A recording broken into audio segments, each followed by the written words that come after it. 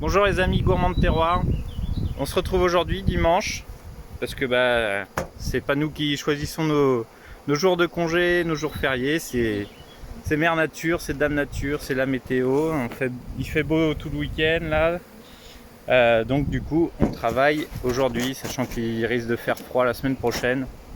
Voilà, donc on va s'investir un maximum aujourd'hui. Les opérations du jour. Alors j'avais dit vendredi que je changeais mes plans, que je partais sur la récolte. Alors c'est vrai pour une partie sur laquelle j'ai déjà posé les plateaux chasse-abeilles. J'ai remis la housse pleine par-dessus parce que le miel était operculé, parce qu'elles n'avaient pas encore ramené de nectar frais, j'avais pu faire l'opération le matin. Les plans ont encore changé dans l'après-midi. Et puis au cours du week-end, ce qui a fait que j'ai pu être présent samedi sur le marché comme vous avez pu le voir. Et d'ailleurs un grand merci aux exposants, à vous tous qui avez participé, qui êtes venus nous rencontrer. Vous avez été très nombreux, surtout le matin. On s'excuse s'il y a eu un peu d'attente, de délai et tout dans la file d'attente. Après il faisait beau, ça fait partie aussi du plaisir de pouvoir se rencontrer, de parler, d'échanger. De prendre un peu le temps avec chacun de vous. Voilà, donc un grand merci pour samedi. Donc aujourd'hui, on change un peu les plans, pour quelle raison?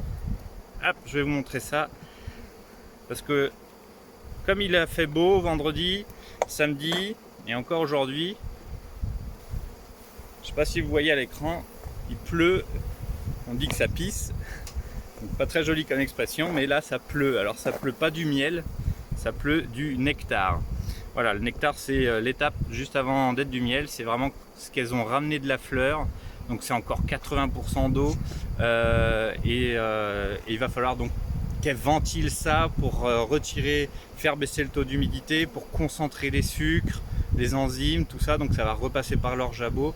Elles vont ventiler un maximum pour évacuer toute l'humidité avant que ça devienne donc mature et donc du miel. À partir du moment où ça devient du miel, donc elles vont operculer.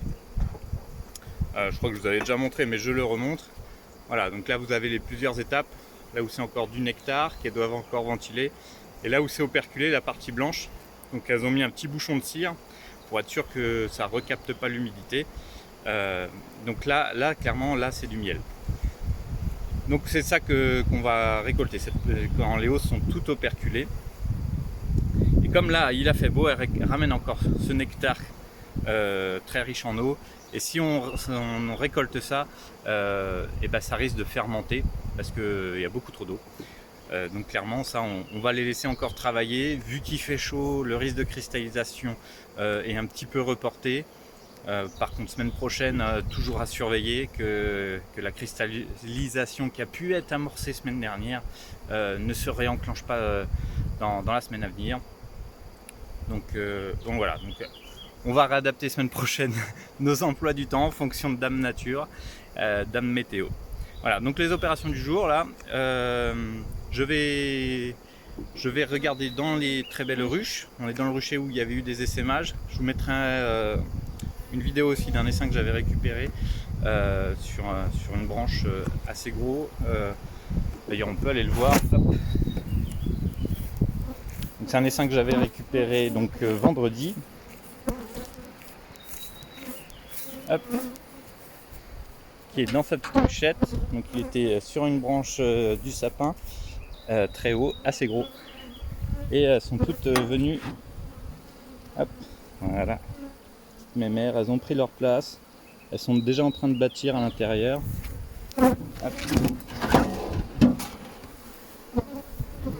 Essayer de vous montrer ça.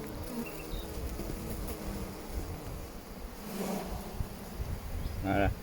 Donc là c'est que des cadres d'amorce, il va falloir que je leur mette un petit peu de cadre bâti pour les aider à accélérer le travail, mais on voit qu'elles ont commencé la construction, donc ce qui est bon signe.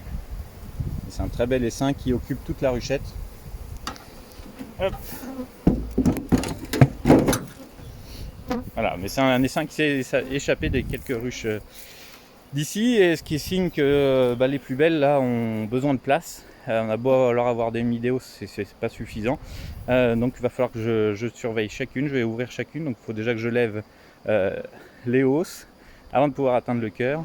Et puis là je vais regarder, parce que je vais en profiter en les soulageant, de créer un nouvel essaim, donc un essaim artificiel. J'ai un essaimage artificiel que je maîtrise, et du coup cet essaim il n'ira pas dans vos cheminées, dans un arbre ou quoi, il restera dans une colonie qui me servira pour la prochaine saison 2022. Voilà, j'ai un élevage de rennes aussi qui est en cours, je pourrais vous montrer ça aussi à l'occasion. Voilà, donc l'opération du jour, on ouvre, on lève les hausses, on ouvre, on regarde si on peut leur prendre 1 ou 2 cadres de couvain avec abeilles, on met dans les ruchettes, elles ça les soulage, là ça nous fait un nouvel essaim pour la prochaine saison. Voilà, donc il y a beaucoup de travail parce qu'il va falloir faire ça sur toutes les ruches. Voilà, et ben je vous laisse, moi j'y retourne, je vous fais la bise et à bientôt.